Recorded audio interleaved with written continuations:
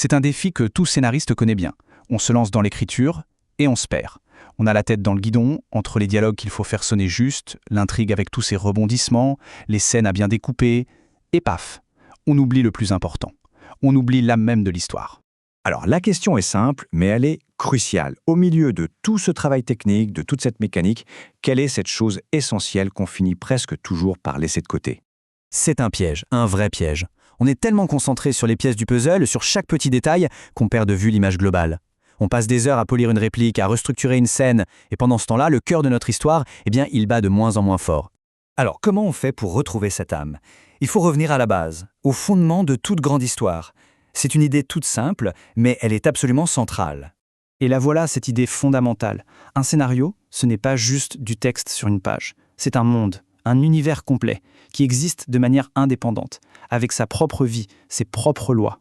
Et attention, ce n'est pas qu'une jolie métaphore. Ce monde a sa propre logique, bien à lui. Pensez-y. Dans notre monde, si on lâche une pomme, elle tombe. C'est la gravité. Dans un autre monde, une pierre pourrait très bien flotter. Ce qui compte, ce n'est pas que les règles soient les nôtres, c'est qu'une fois établies, elles soient cohérentes. D'accord. Si c'est un monde, comment est-il organisé? Qu'est-ce qu'il fait tenir? Eh bien, c'est ce qu'on peut appeler son ordre inhérent. Le concept clé, ici, c'est celui de ordre unique. C'est en quelque sorte l'ADN de l'histoire, sa logique fondamentale. C'est ce qui va tout régir, des lois de la physique aux règles sociales. C'est le garant de la cohérence de tout l'univers. Et cet ordre unique, il s'articule autour de 3 piliers. D'abord, des personnages qui semblent réels, avec une personnalité, des désirs bien à eux. Ensuite, des relations complexes, tout un réseau de liens qui les connectent les uns aux autres. Et enfin, et c'est ça le plus important, de ces relations va naître un conflit inévitable. Ce ne sont pas des obstacles qu'on a placés là artificiellement, non, ce sont les conséquences logiques de qui sont ces personnages.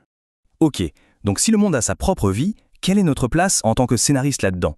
Est-ce qu'on est une sorte de dieu tout-puissant qui contrôle tout? Eh bien, pas vraiment. La réponse est assez contre-intuitive en fait. Et c'est là qu'on tombe sur un paradoxe fascinant. Même si on est à l'origine de ce monde, il est tout simplement impossible d'en connaître chaque recoin, chaque secret. L'univers qu'on a créé nous dépasse. Il est bien plus vaste que notre propre conscience. Ça demande donc un changement total de perspective. On a souvent cette image de l'écrivain marionnettiste qui tire toutes les ficelles. Mais en réalité, le vrai rôle, c'est plutôt celui d'un observateur. Un observateur patient, méticuleux et à l'écoute. Du coup, la mission change radicalement. Le but, ce n'est plus de forcer le destin, d'imposer sa volonté, non. Le but, c'est de découvrir, d'explorer cet univers, de comprendre ses rouages et de le laisser nous surprendre, même s'il nous emmène là où on n'avait pas du tout prévu d'aller. Mais alors, pourquoi adopter cette posture? En quoi est-ce que ça rend une histoire meilleure? En fait, tout est une question d'intégrité, de l'intégrité du monde qu'on a bâti. C'est seulement en s'immergeant complètement dans la logique de ce monde qu'on peut vraiment comprendre les personnages. Leurs actions cessent d'être arbitraires. Elles deviennent la conséquence directe et logique de l'univers qui les a vus naître. On pourrait donc résumer cette approche en 4 devoirs. D'abord, observer, avec une attention quasi scientifique. Ensuite, comprendre, faire l'effort d'analyser l'ordre qui se dessine. Troisièmement, respecter cette logique, même si elle nous contrarie. Et enfin, maintenir l'intégrité de ce monde, ne jamais le trahir pour une facilité scénaristique. Cette citation résume tout ça à la perfection. Le mot important ici, c'est frémissant.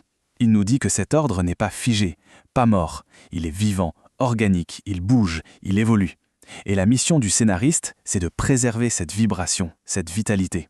Tout ça nous ramène finalement à la question fondamentale à se poser bien avant d'écrire la première ligne. Au-delà de l'intrigue, au-delà des personnages, quel est l'ordre unique, cette fameuse logique interne qui fait tenir debout le monde qu'on s'apprête à raconter?